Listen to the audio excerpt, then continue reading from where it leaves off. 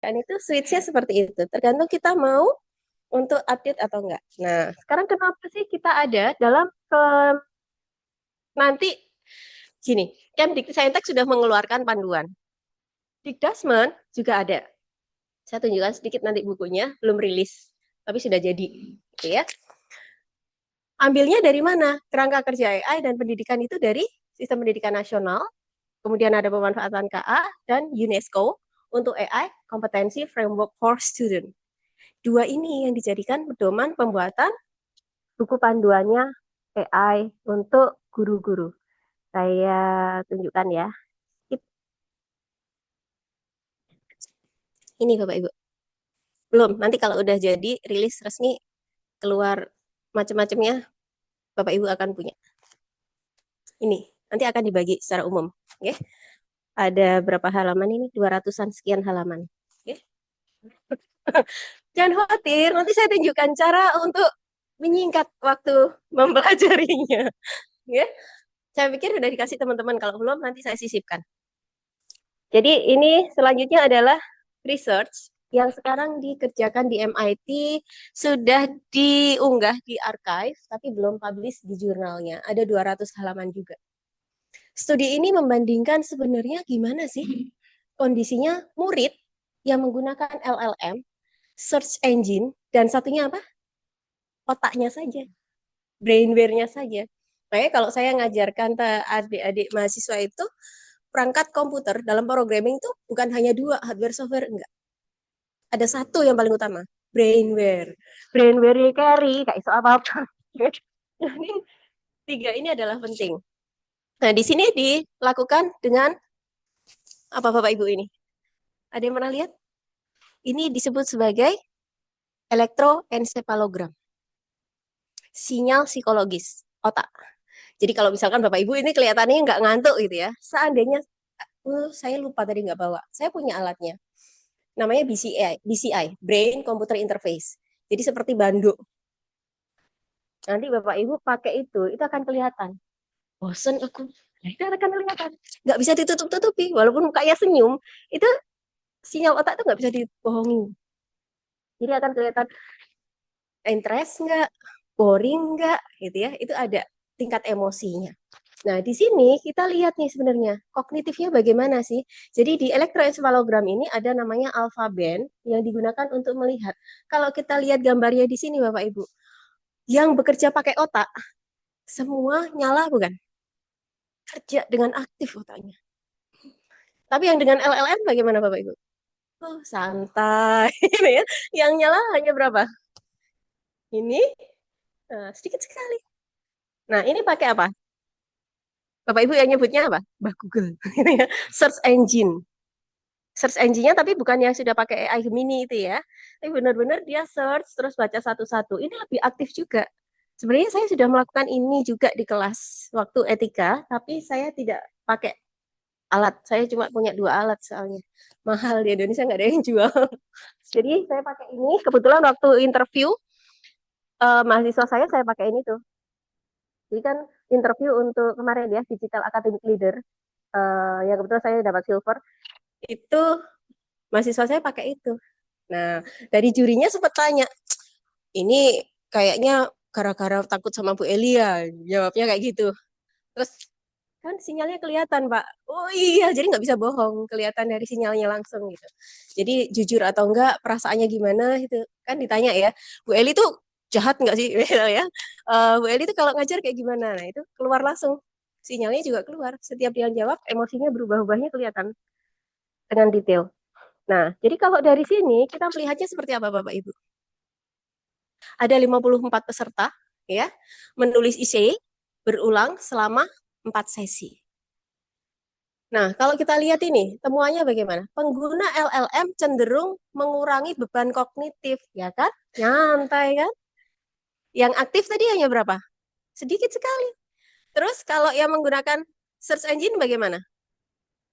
Jadi dampak negatifnya menghambat pemikiran kritis dan kemampuan mengingat. Bapak Ibu tahu tidak berapa sih skor critical thinking-nya siswa Indonesia? Ayo, Persa Mboten. nggak searching. Kira-kira ada di posisi skor berapa ya? Jadi ada di 19 dari total rata-rata harusnya itu 38. Berapa tuh? Separohnya. Hanya 1% ada di kondisi high level. Negara lain 78%. Middle hanya 5%. Dan kalau habis itu kena ChatGPT kira-kira apa yang terjadi gitu ya? Nggak pakai itu aja udah satu.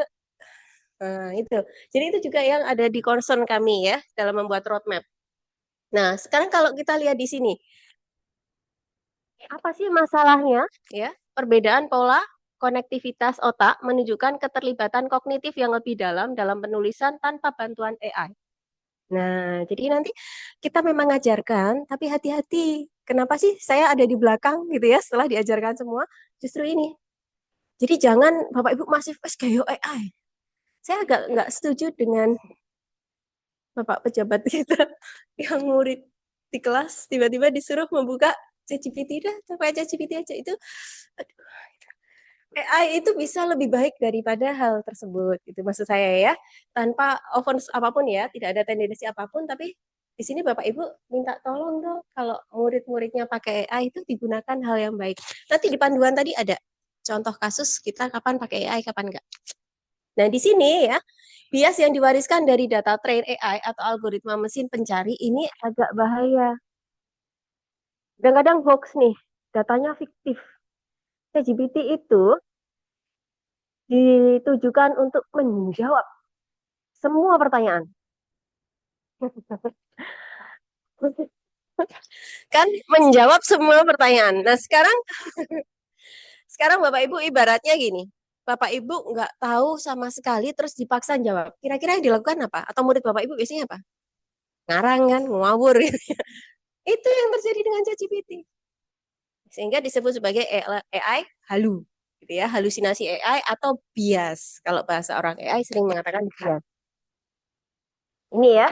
Jadi ini karakteristiknya, kita lihat konektivitas pita alfanya ya. Untuk brain only-nya konektivitasnya lebih kuat ya. Kalau LLM lebih lemah. Kalau pita betanya kita lihat dari alfa. Apa sih maksudnya pita alfa beta? Jadi gelombang otak itu beda dengan jantung Bapak Ibu ya. Jantung tuh bagus polanya PHRST. Tapi otak itu wajah sinyalnya gitu ya. Nah, kalau kita ambil dari situ, kita bisa kategorikan ada alfa, beta, delta, theta. Orang tidur tuh ada di mana? Juga ada di sini. Ya, kapan sih kita tidur nyenyak sama tidak? Nah, itu gelombangnya juga bisa kita lihat di sini. Nah, di sini ada kalau brain only. Konektivitas total lebih tinggi. Dominasi dalam pemantauan eksekusi. Pola kognitivitas lebih kuat. Ini lemah. Sedikit koneksi, tidak ada peningkatan konektivitas. Bagaimana mau ini nggak mikir kan? Kalau orang nggak mikir ya otaknya nggak kerja gitu. Karena udah pasrah sama AI. Sekarang kita bandingkan dengan pakai search engine, mesin pencari atau Mbah Google gitu ya. Padahal search engine nggak hanya Google. Terus di sini konektivitas alfanya gimana? Lebih lemah. Brain tetap otak itu iya ya, bukan berarti kalau gitu nggak usah dipakai AI gitu ya. Tapi kita pakai AI dengan yang lebih baik nanti ya. Jadi di sini kalau kita lihat konektivitas betanya bagaimana? Lebih banyak koneksi parietal yang lebih kuat. Tetap lebih baik daripada pakai LLM ya. Kalau yang ini semuanya, nanti kita lihat merah semua gitu ya. Makanya biasanya kalau mikir banget itu kerasa kan kepalanya panas. Terus ini ada konektivitas theta ya, lebih lemah, ini tinggi dan luas. Kalau yang ini kurang berkembang, ini lebih berkembang. Nah, sekarang kalau LLM versus search engine ya, kita lihat di situ aktivitas alfanya sedikit lebih banyak. Ini peningkatan aliran masuk ke parietal frontal yang menargetkan HF3. Sekarang kalau kita lihat dari motoriknya, aliran keluar lebih kuat dari wilayah terkait motorik. Kira-kira kenapa? Kenapa Bapak Ibu? Nyari-nyari ini ya, karena ngetik aja ya prompting. Iya, karena nge-prompt gitu ya, copy paste ke sana ke sini gitu ya. Tapi kalau yang ini mungkin dia harus baca dulu. Ini konektivitas global lebih kuat dari parietal. Kalau ini lebih banyak koneksi posterior. Konektivitas total lebih tinggi dalam deltanya ya. Ini lebih rendah. Nah, sekarang kalau dituker, jadi setting keempat itu dituker. Yang semula menggunakan LLM diminta nggak usah pakai LLM. Nah, ya. Yang semula pakai otak diminta pakai LLM. Apa yang terjadi? Tidak kembali ke baseline, lebih rendah dari tingkat yang dipraktekkan. Tambah bingung dia. Udah merasa nyaman dengan LLM, disuruh mikir, gitu kan? Langsung ngeblank ya. Yang kedua dari otak ke LLM, tetap dasarnya udah terlatih otaknya kan, pakai LLM ya tambah cerdas dia karena dia sudah tahu lebih kritis gitu ya. Nah sekarang alfa betanya secara signifikan lebih rendah dari puncak sebelumnya, tetap meningkat ya. Dari yang otak tadi diajarkan dengan otak dulu pindah ke LLM itu lebih jago. Tapi kalau yang LLM ke otak itu ibaratnya kemana-mana diantar gitu ya, terus disuruh jalan kaki. Jadi ini keadaannya, kondisinya. Melihat kayak gini, kira-kira Bapak Ibu akan memberikan untuk siswanya LLM nggak? Nah, ini yang VEO ya. Sudah tahu video ini?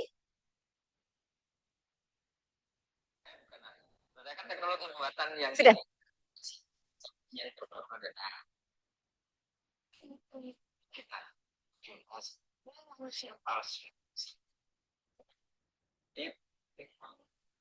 Bagus ya.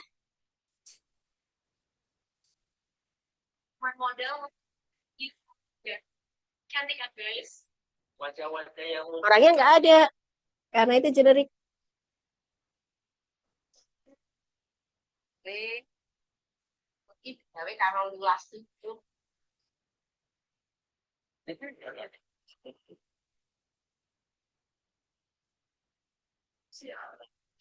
Nah, yang suka bersosmed, hati-hati ya untuk publish datanya. Ini skip ya. Kita nggak ikut-ikut masalah ini. Ini karena ada di videonya.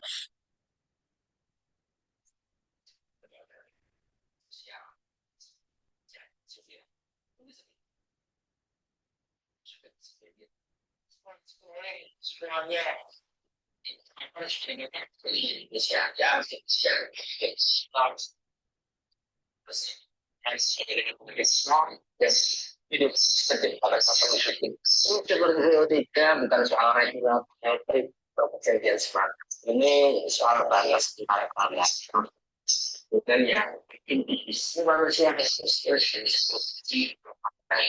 bikin kreativitas ekspresi. Ini hebat nggak, Bapak Ibu? Hebat ya. Hasilnya bagus ya. Ini masih generatif AI. Ini saya. Jadi kalau Bapak Ibu tanya, Dan saya bukan AI. Menggunakan teknologi buatan yang ya. Jadi kalau Bapak Ibu tanya, ada nggak teknologi AI yang lebih hebat dari ini? Ada. Apa kira-kira? Ini generatif AI ya. Saya nggak bilang VEO3 bagus gitu ya. Tapi kerangka besarnya ini adalah model generatif AI. Bapak Ibu tahu tidak ada yang lebih dari generatif AI? Artificial General Intelligence, AGI. Di KTT kemarin, yang di Rio de Janeiro, baru dibahas tentang ini. Orang-orang peneliti AI itu sepakat AGI jangan sampai deh kembangkan Artificial General Intelligence. Kecerdasan artificial general. Semuanya. Jadi dia seperti membuat manusia yang bisa berpikir seperti manusia beneran. Kalau yang generatif AI kan berdasarkan data yang dikasih. Ini nggak perlu lagi. Jadi itu diminta untuk stop gitu. Tapi kemarin disepakati diizinkan di forum itu. Di forum semua pimpinan negara ya, di KTT diizinkan tapi dengan pengawasan dan etika yang ketat dari PBB. Agak bahaya Bapak Ibu. Ya. Nah, itu diajarkan nggak Bu di prodi ini? Kan bahaya. Diajarkan. Tapi diajarkannya agar mereka sebenarnya tahu batas. Itu sebagai mata kuliah pilihan dan dia bukan sampai membuat model yang untuk general ya, tapi dia setidaknya tahu bahwa isu di dunia itu seperti ini. Dengan mata kuliah wajibnya etika profesi KA yang harus diambil ya. Jadi etika itu penting kalau di prodi kami, agama penting. Kalau bisa semua harus beragama di prodi KA gitu ya. Kemudian Pancasila penting gitu ya. Yang satu ya etika. Itu tiga porsi penting untuk anak-anak yang belajar AI. Bahaya kalau sudah tidak mengenal Tuhan, Bapak Ibu. Benar, serius. Kalau yang AGI itu benar-benar dikembangkan, kalau tidak punya dasar agama, moral yang kuat, bahaya. Makanya Pancasila itu cocok deh gitu ya. Di situ ada kemanusiaan, ada agama ya. Bagus. Ini adalah panduan etika dan resiko kecerdasan artifisial. Jadi etika nilai, prinsip etika, tingkat etika KA untuk guru, memperoleh, mendalami, mengkreasi. Bapak Ibu memperoleh, mendalami, mengkreasi? Belum. Ya. Nanti kalau ikut yang di LPSP, Bapak Ibu proyeknya sampai mengkreasi. Atau di sini juga nanti kan ada ya, proyek Bapak Ibu kan? Sampai berproyek kan untuk kreasi. Nah, resiko KA ada tidak dapat diterima nih. Apa tuh contohnya? Bapak Ibu tahu deepfake ya? Deepfake tuh sudah banyak kasus terjadi ya, penipuan, apalagi pelecehan, itu banyak. Kemudian resiko tinggi, resiko terbatas, resiko minimal tanpa resiko bias, kebocoran data. Nah, ini kadang kebocoran data tuh kalau di Indonesia nggak tahu kenapa ya. Udah banget kita data bocor. Atau mungkin karena kita suka sekali share di medsos. Nah, setelah pelatihan ini mohon dicek. Kapan sih Bapak Ibu bisa set public? Kapan harus friend only? Kapan harus private? Jangan semua-semua serba public hanya untuk dapat like. Ya, saya suka scraping soalnya. Saya nggak punya Instagram. Saya nggak punya Instagram, saya nggak punya Twitter, tapi saya kadang tahu postingan mereka semua. Saya scraping. Gitu ya. Kita bisa scraping menggunakan API. Nah, kemudian ada penurunan keterampilan, ada overload informasi. Nah, ini juga bahaya. Kemudian ada perubahan dinamika kelas. Yang paling bawah adalah penggunaan etika, verifikasi informasi, pahami data. Nah, yang bawah paling penting, Bapak Ibu. Ini kayaknya siswa kita nggak jauh-jauh, mahasiswa saya juga yang paling bawah ini nih. Susah ngobatinya, kecanduan AI.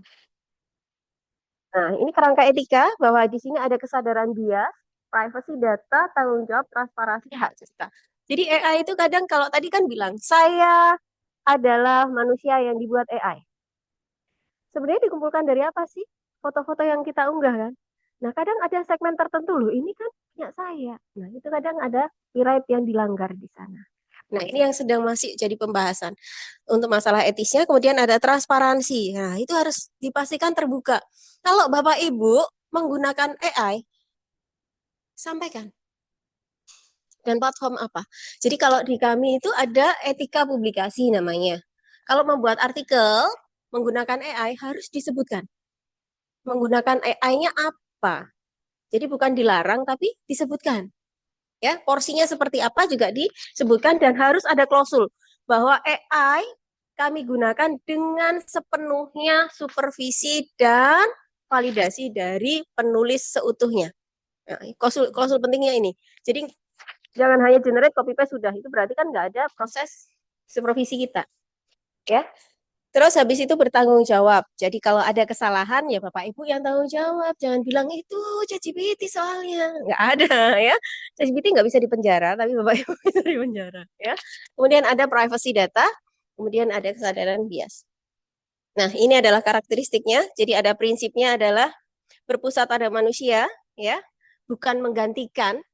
Kemudian mempertahankan kontrol pedagogis dan otonom, aplikasi yang etis dan transparan, ya, mengevaluasi, memverifikasi hasil. Ini mohon dipastikan untuk murid-murid dan Bapak Ibu juga kalau pakai AI. Verifikasi hasilnya dan pastikan itu valid. Kadang dia suka halu. Kemudian menyesuaikan strategi untuk menghindari ketergantungan. Nah, ini yang penting juga. Jangan-jangan nanti Bapak Ibu setelah tahu pakai AI aja. Nah, kalau gurunya ketergantungan gimana muridnya gitu ya. Jadi ini juga kita harus tahu kontrol diri kapan berhenti, kapan tidak. Kemudian meninjau akurasi, relevansi dan potensi bias. Kalau perancangannya dilihat di sini bisa analisis kurikulum. UNESA itu punya namanya ANSIA gitu ya. Di mana ANSIA ini kalau membuat RPS, rencana pembelajaran semester, itu dia bisa memberikan suggestion. Nah, kemarin saya bilang itu seharusnya nggak boleh,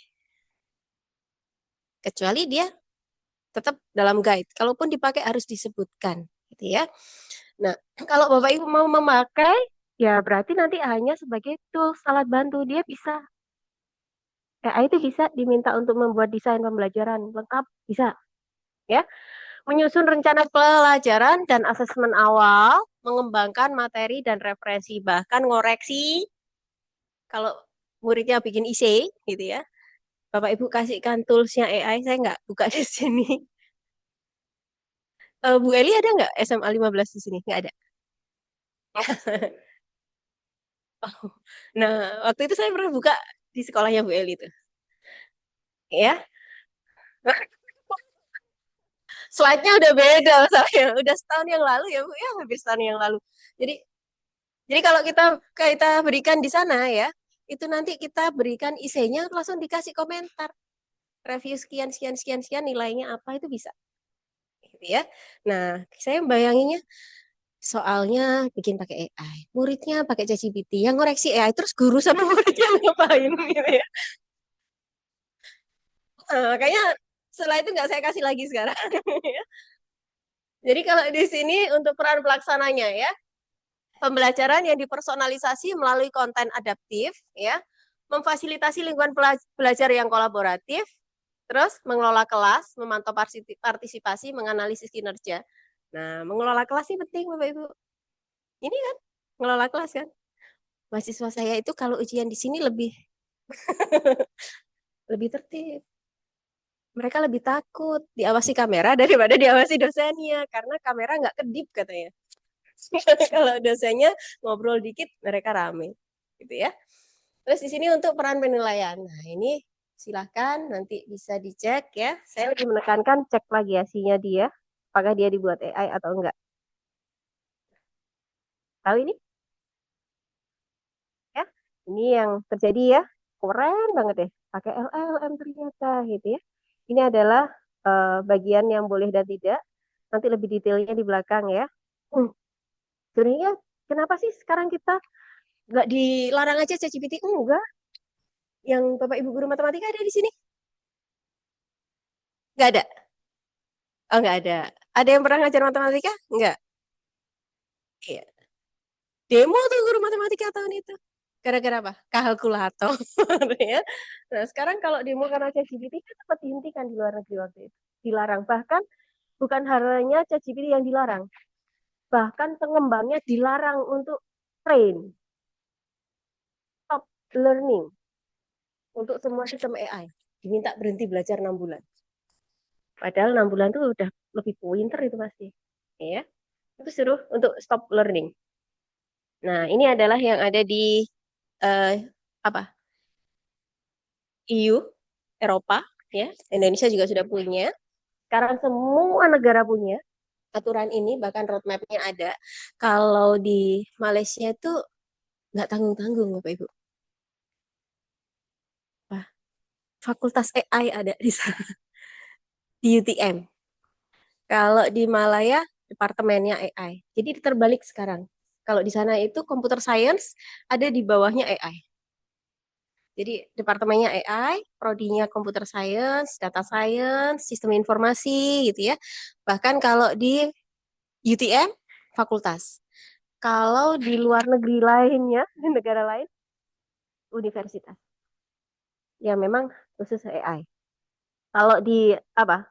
Uni Emirat Arab, kementeriannya ya. Menterinya ada menteri khusus AI. Nah, ini kalau yang di Komdigi, kalau di Indonesia ada di Komdigi, Bapak Ibu ya, ada namanya Ekosistem Direktorat Ekosistem Kecerdasan Artifisial dan Teknologi Maju. Ini yang sudah ada, tapi ini untuk pengembang. Nah, untuk pengguna adanya ini Kemdik Scientech ya. Kalau Kemdikdasmen ada tadi, tapi belum rilis. Nanti tunggu rilisnya ya. Ada juga. Jangan khawatir. Nah, sekarang kalau kita lihat di sini ya, AI konsep, AI application, ya. Kemudian AI effectiveness to human emotion, AI safety and security, sama responsible AI usage, ya. Jadi kalau kita melihat di sini aspek lainnya yang perlu ditingkatkan apa? Literasi yang relevan. Ini yang do and don't, nanti bisa dibaca ya. Kalau dibacakan ngantuk pasti. Nanti kita praktek aja. Nah, ini yang perlu saya highlight ya. Saya perlu sampaikan ke Bapak Ibu. Adanya di sini. Ciri-ciri kecanduan itu apa? Termasuk dampaknya. Cemas, stres. Coba deh Gensi itu dikit-dikit anxiety, gitu ya. Kena mental. Ya sering gitu kan. Awas ya. Iya, jadi ini adalah apa? Kecemasan ya, merasa tidak nyaman kalau nggak pakai AI. Jadi ada yang kurang nih, ya. Nah, nggak pede, kata Bapak. Betul. Kemudian penurunan produktivitas, menghabiskan terlalu banyak waktu dengan AI. Jadi dia prompting aja. Nggak pernah pakai otaknya, karena nggak percaya udah sama otaknya. Jadi ngeprom. Dikasih tugas dalam waktu 1 jam dikumpulkan. Kok nggak selesai-selesai, wah iki gitu. Karena dia prompting aja. Aduh, ini kok nggak bener ya, di prompting lagi, prompting lagi. Akhirnya apa? Nggak efisien, otaknya nggak dipakai. Ah, yang ngandelin promptingnya kok nggak cocok ya gitu ya. Padahal yang pakai otaknya lebih cepat gitu ya selesainya. Nah, penurunan kemampuan berpikir itu yang bahaya. Padahal tujuan kita mau mendidik, mencerdaskan. Ternyata turun. Penggunaan AI yang berlebihan dapat menghambat keterampilan kognitif. Ada juga mengabaikan kewajiban. Prioritas AI daripada tugas-tugas penting. Ya, kemudian penurunan interaksi sosial. Lebih suka AI daripada interaksi dengan manusia. Ada tidak? Ada Bapak Ibu di Jepang tuh udah nikah sama AI. No, serius. Ini kami bahas detail kalau ada di mata kuliah kami namanya etika AI. Saya data juga ada, tapi nanti saya data bukan etika AI lagi, tapi etika AI dan data gitu ya. Kalau di AI khusus etika AI. Nah, di situ nanti ada juga tentang autonomous weapon, senjata otonomus. Banyak kasusnya pemalakan dengan drone gitu ya. Nah, terus kiri gitu siapa pelakunya kan nggak tahu. Nah, kalau yang tadi nikah sama AI itu beneran. Di Jepang ada Bapak Ibu. Sudah terjadi. Nggak hanya di Jepang ya, di UK juga ada. Nah, makanya kalau di Indonesia itu kita bersyukur nih. Negaranya masih apa?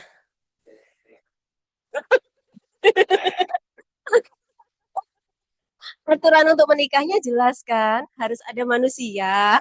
Ini ya, nggak boleh nikah sama yang bukan manusia. Jadi kalau di situ kita bahasanya when I'm falling in love with AI gitu ya. Jadi dia itu sudah nggak normal gitu ya. Mungkin awalnya curhat ya sama AI. Tapi karena kelamaan curhat sama AI, ya udah ketergantungan gitu ya. Nya AI ya. Nah, jadi ini yang perlu Bapak Ibu antisipasi untuk muridnya Bapak Ibu semua. Sekarang mau ditunjukkan ya, yang menyingkat tadi. Ayo, ayo. Oke, saya geser sebentar. Tapi ingat ya Bapak Ibu, ini alat bantu ya. Bener loh ya. Kok saya jadi ragu nggak sih? Hmm, Tapi benar ya Bapak Ibu ya, tidak disalahgunakan ya, nggak salah. Nah, itu masalahnya.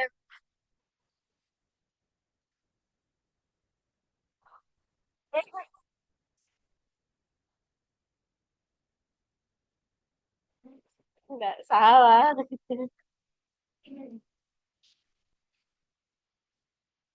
Oke, eh, silakan Bapak Ibu buka. Mungkin udah dibuang. Pintu.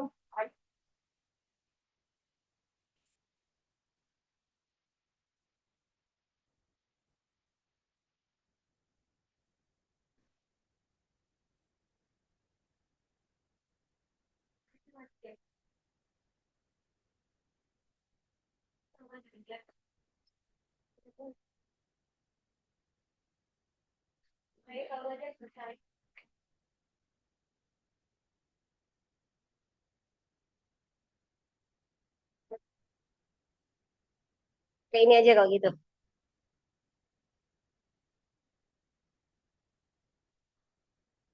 Kita share screen langsung aja deh. Bapak Ibu kelihatan webnya? Napkin.ai. Silakan dibuka. Seperti ini, kita login pakai akun Google-nya masing-masing gratis. Kenapa? Storytelling. Terus satunya lagi notebook LLM.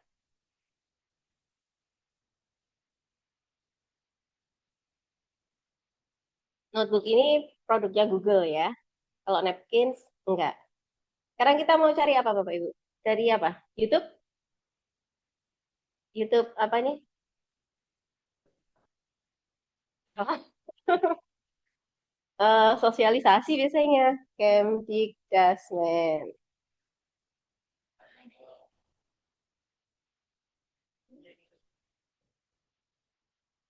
Yang ini. Oke. Ini ya. Terus kita masukkan ke sini, Bapak Ibu ya. Kita cek di sini. Nah, ini ketutup ininya Zoom ini loh. Create new notebook ya. Terus di sini klik YouTube, kita paste di sini. Insert.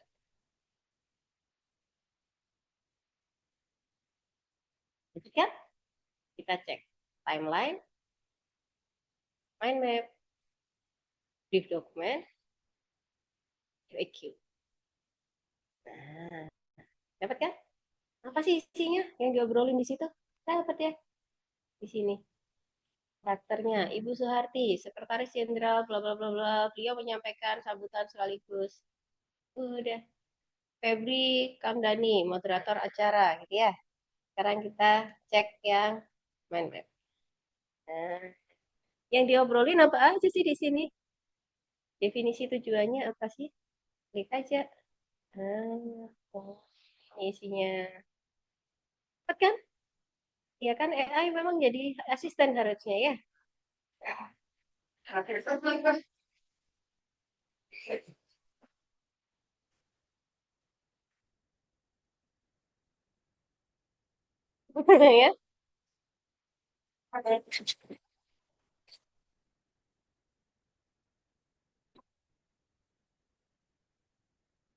Saya tahu ada Bu Eli di sini makanya ya, karena sama di kita. Karena AI kan cepat bagus kan dalam setahun. Nah, sudah ada ini kan. Jadi di sini kegiatan wajibnya apa saja sih? Penguatan karakter, kebiasaan, pagi ceria, pengenalan kurikulum, gitu ya. Kalau yang pilihan apa sih di sini? Program kesehatan sekolah 4 pilar. Hal yang dilarang apa? Peran pihak terkait, pengawasan. Nah, ini banyak. Guru itu harus ngapain berarti? Ya, ini masih banyak ini sampai ya. Terus kalau mau lihat timelinenya, gitu ya. Kita tadi sudah klik timeline bukan ya? Kita klik lagi deh.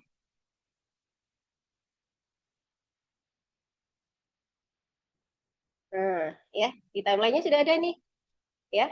Tahun ajaran ini masa pengenalan MPLS-nya ya. Mulai dari apa gitu ya, 5 hari pertama harus apa ya. Tanggal sekian, tautan evaluasi ramah gitu ya, daftar karakter.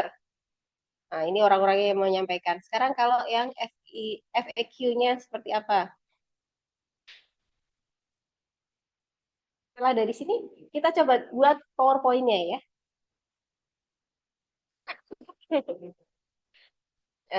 Ini ya. Jadi apa sih MPLS itu? Ada di sini kan? Nah, cepet ya. Terus habis itu di bawahnya apa? Kapan dan berapa lama MPLS sama dilaksanakan? Ya. Terus apa lagi? Prinsip-prinsipnya apa? Memudahkan ya. Sekarang kita coba pindahkan ini ke napkins. Ctrl C. Terus kita letakkan di sini. New napkins, blank. Paste. Terus kita klik di sini. Kalau disuruh presentasi kepala sekolahnya, oh kan, muncul deh visualisasinya.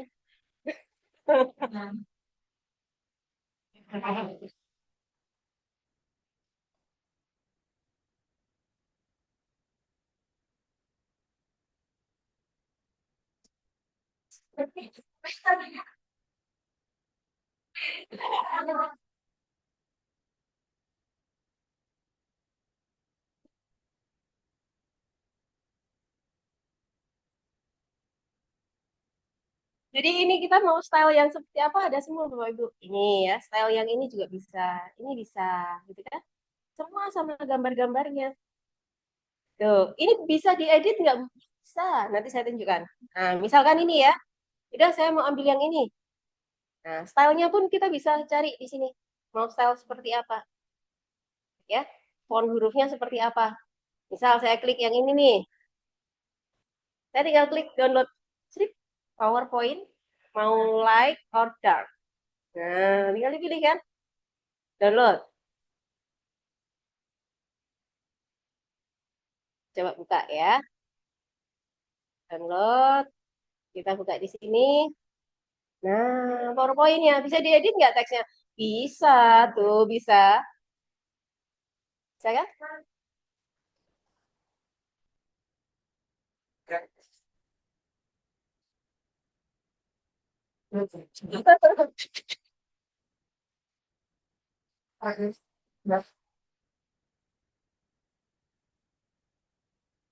Diulangi ya. Ulangi, baik. Ulangi. Ini ya.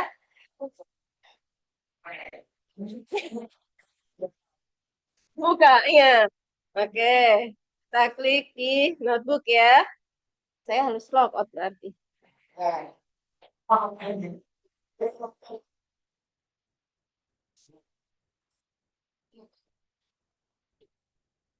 Ya, nanti silakan buka ini ya Bapak Ibu. Notebook llm.google. Maaf. Ini tool zoom-nya agak. Ini ya, notebook llm.google. Terlihat Bapak Ibu? Kelihatan ya?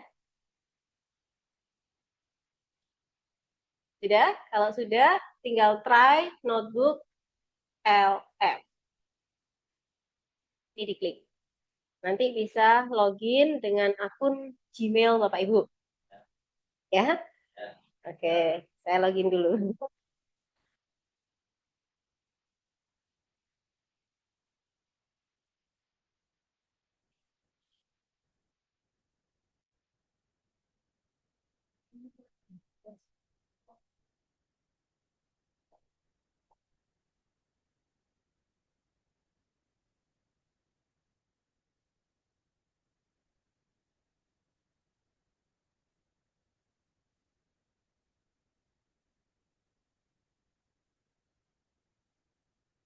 Sudah login Bapak Ibu? Ampun ya? Nah, ini kalau yang tadi kita masukkan ini kesimpan. Kan tadi saya memasukkan di sini kan. Sekarang saya create new deh. Ada banyak sosialisasi kan. Jadi kalau misalkan saya mau memasukkan file PDF, bisa nggak Bu? File PDF. Saya tunjukkan file PDF. Jadi di sini ada Google Doc. Kalau Bapak Ibu punya URL Google Doc, tapi kalau nggak ada kita klik di sini. Nah, ini untuk file PDF. Ivana Dita dapat rezeki kayaknya hari ini. Oh, dari di YouTube aja. Oh, baik. Yang MPLS atau yang lainnya? MPLS lagi. Oke, kita ini ya copy paste URL-nya Bapak Ibu. Terus tinggal klik YouTube. Nah, tinggal dimasukkan ke sini. Paste, insert, dia loading. Nah, ini seperti ChatGPT.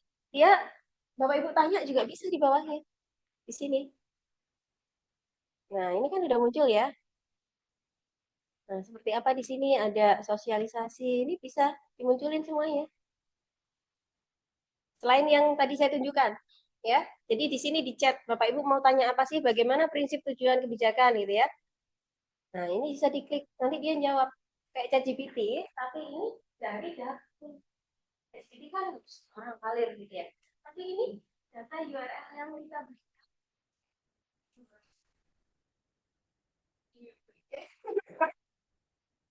saya kayaknya bikin bumerang untuk diri saya sendiri.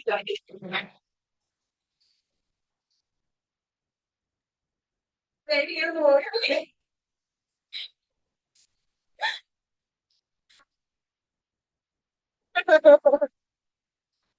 Jadi ini adalah sosialisasi, ini ya, hakikat pentingnya apa, ini ada semua.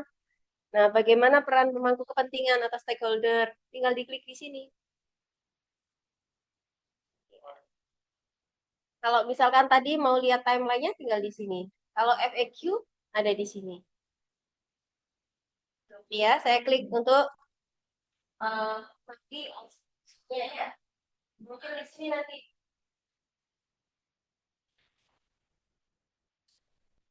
Nah, ini kan muncul ya. Nah, kalau dari sini, misal kepala sekolahnya tanya, itu isinya apa sih? Kayak ini. Nah,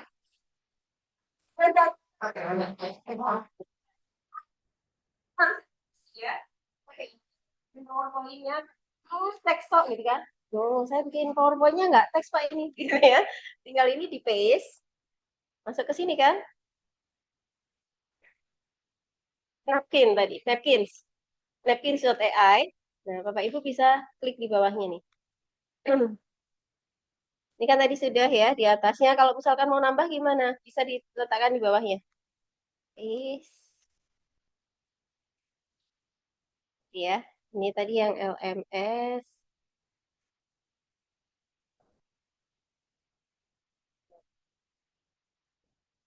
Nah,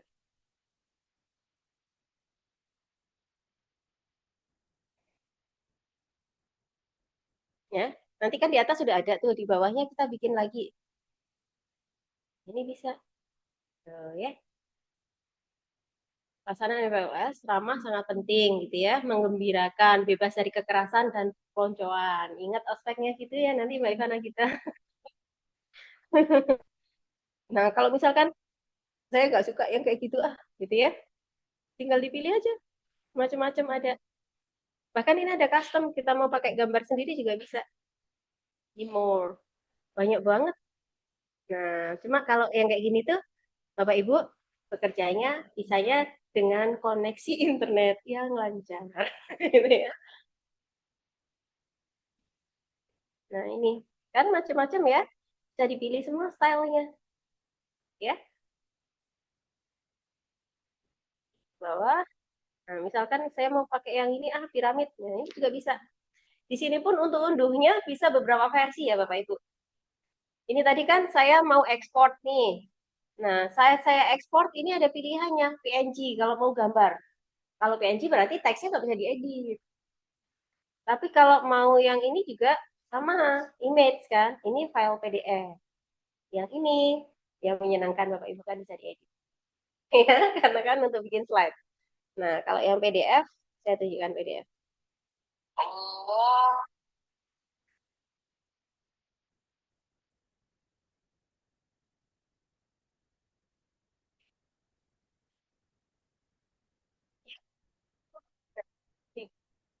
dari dulu cara dalam proses membuat aturan agar bisa dibedakan mana buatan manusia, inovasi.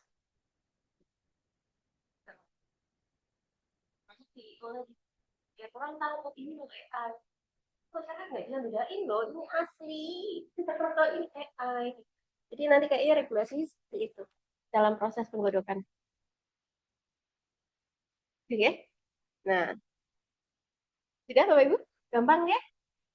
Gampang. Semudah itu, Alhamdulillah dapat oleh-oleh. Oh, iya. Kalau udah gini kan sudah biasa. Bapak Ibu tuh nggak perlu artikel kan? Nah, itu yang paling bahaya. Saya juga terus Bapak Ibu.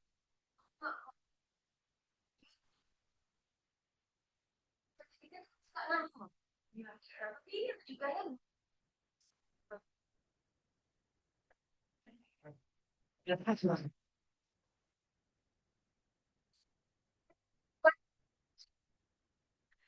kalau gue ajarkan juga loh mereka namanya tadi saya. Tapi ini lebih dari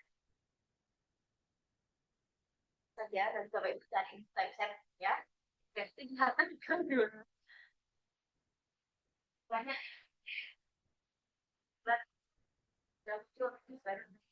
ya. Sampai sini ada yang ditanyakan tidak Bapak Ibu?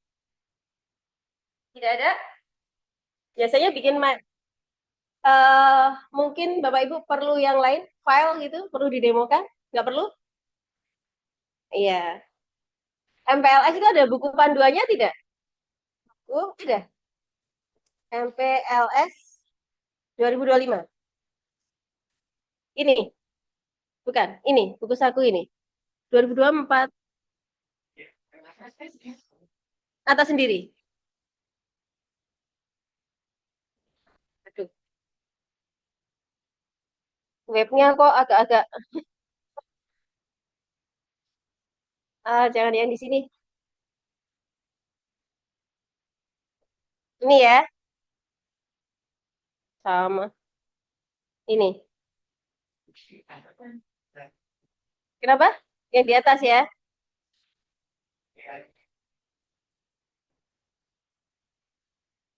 Ini ya nggak apa-apa lah. Ini masih masih agak aman lah.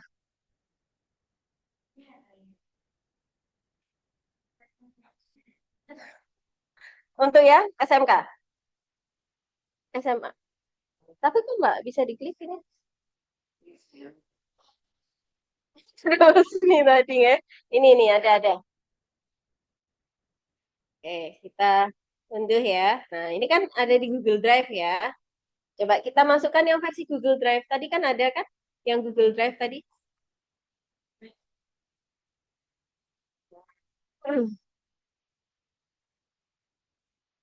Oh, nggak mau. Bentar.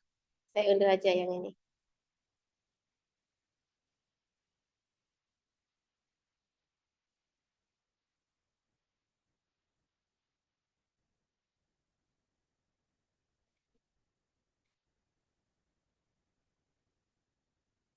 Ini ya. Jadi ini sebenarnya bisa dari sumber yang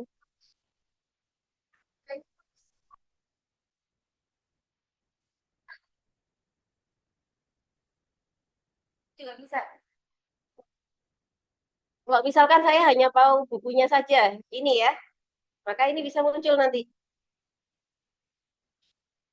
source guide-nya di atas nih, ya. Summary-nya ini, panduannya seperti apa sih, konsepnya seperti apa, itu ada semua.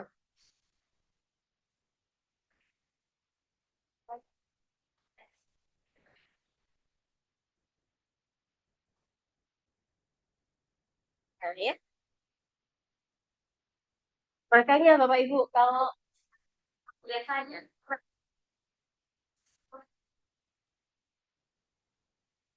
jadi sudah dikunci semua, saya baru besok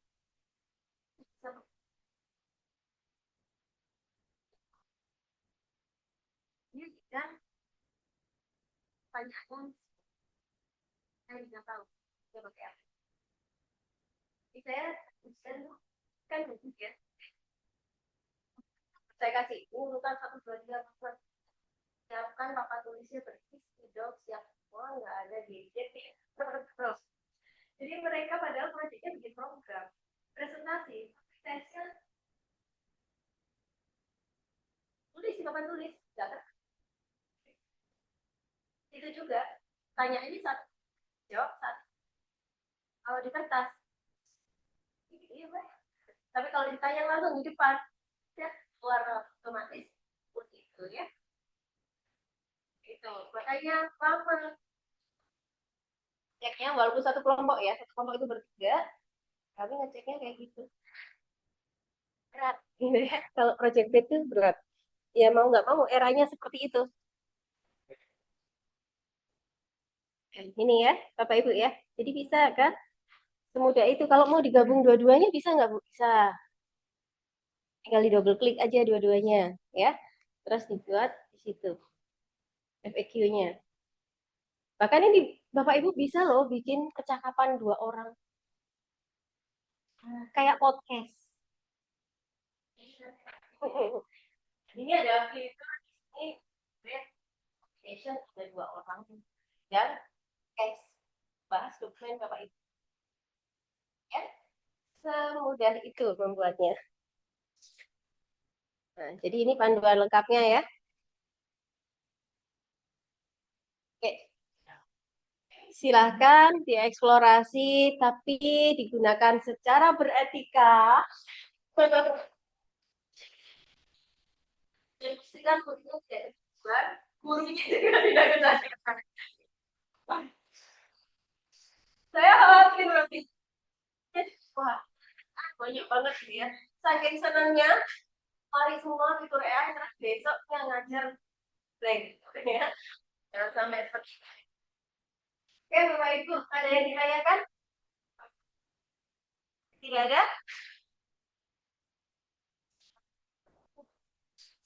Tidak ada, nggih? Kalau tidak ada, kita akhiri sampai jam berapa? Sudah kan? Sampai jam 3 kan? Biar nambah ini ya, nambah lagi edukasi gitu ya. Keluar semua. Iya, keluar semua. Tidak. Iya. Iya.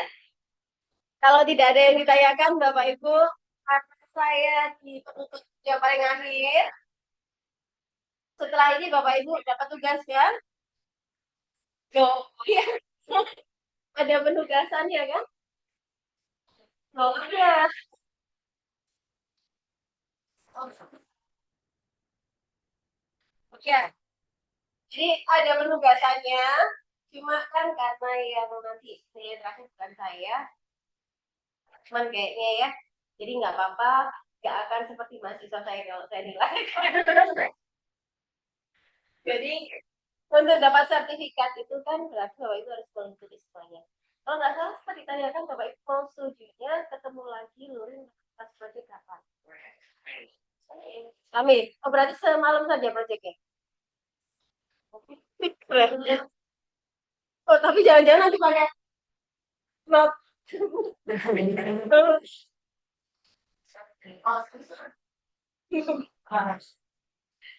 Ya sampai Bapak Ibu, saya mohon maaf sebesar-besarnya karena di sini mengakhiri proses ini. Assalamualaikum warahmatullahi wabarakatuh.